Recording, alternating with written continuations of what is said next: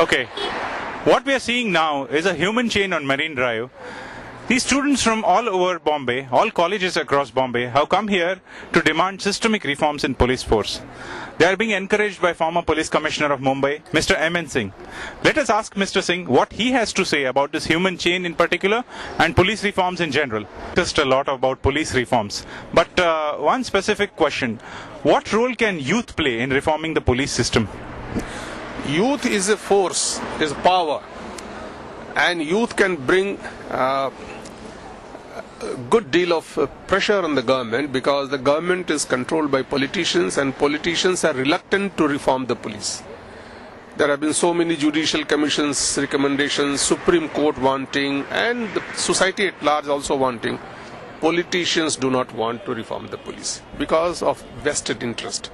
So it is time that we brought pressure on the politicians, the political establishment, and compel them to make changes. Now, youth as a power group can wield that pressure and compel the government or compel the political establishment to reform the police.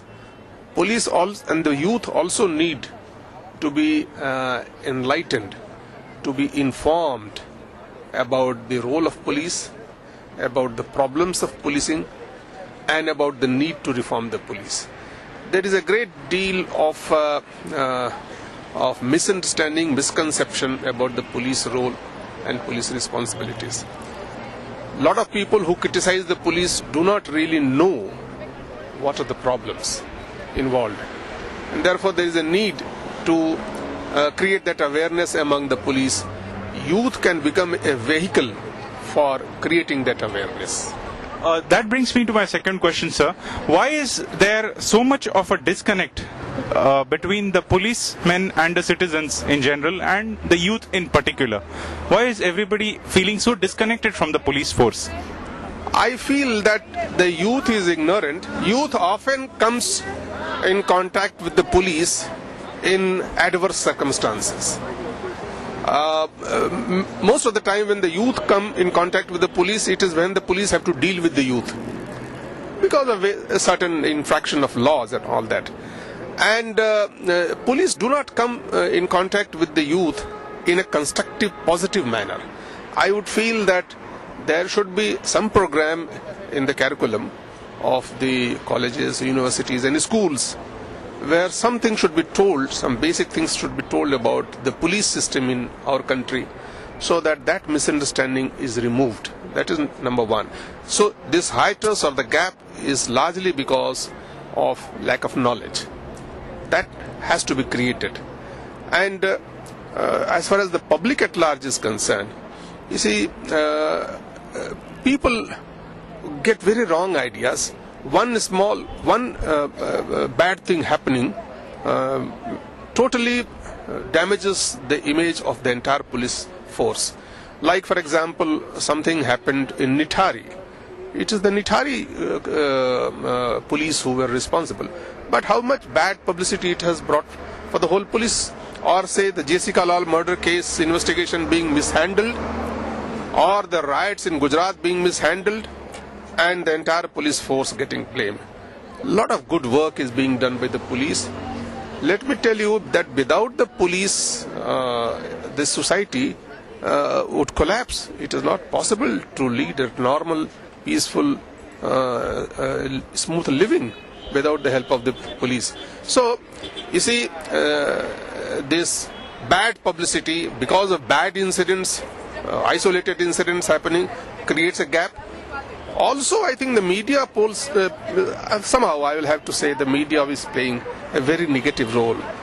The Indian Hindi cinema often depicts the police in a very negative role. Some sense of responsibility has to be brought in.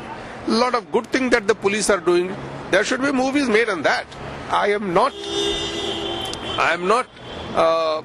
saying that there should be no criticism of the police force, but let there be constructive criticism.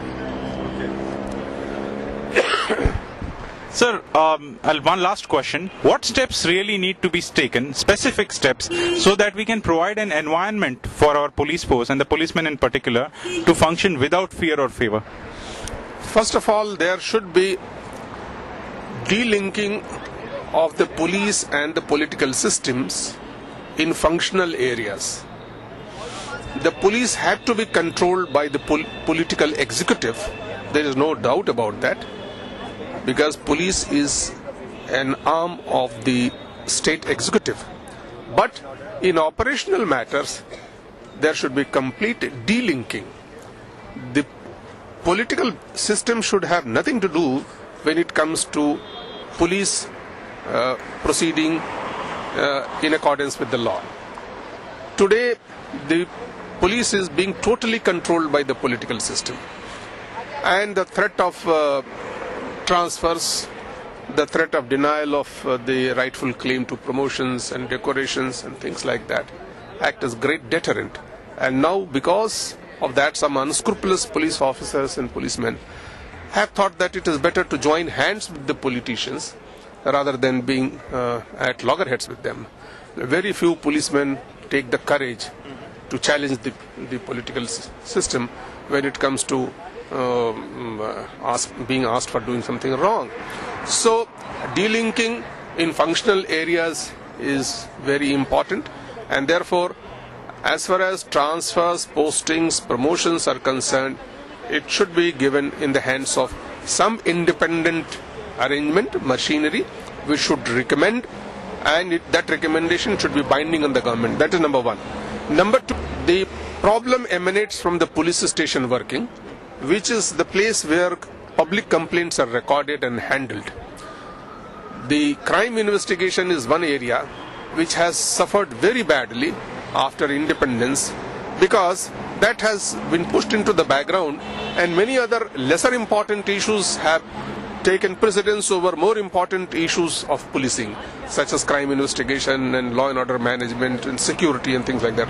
What has become more important is, you see, doing VIP bandobast, providing security to some a whole lot of politicians and others, doing route bandobast and things like that. So I think the people feel dissatisfied with the police when they find that their complaints about criminal cases have not been attended to promptly, properly and effectively. Therefore, as far as the criminal investigation work is concerned of the police, there has to be an arrangement where it should be given absolutely in a separate hand. There should be a separate arrangement within the police system which will be exclusively devoted to crime investigation, and that should not be controlled by the political system, because that criminal investigation is done in accordance with the Criminal Procedure Code law, and the police is responsible, accountable to the law, to the court, and that is where it should remain.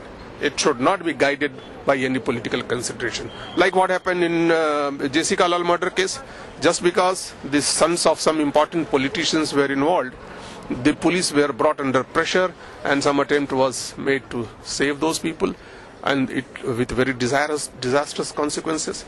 That should not happen. So basically you are saying crime investigation is a quasi-judicial process, and hence it needs to be kept independent of day-to-day political control. Yes, yes, exactly. In fact, exactly, I would like to see the day when the police investigating officer is in a position to even summon the Prime Minister of this country for questioning.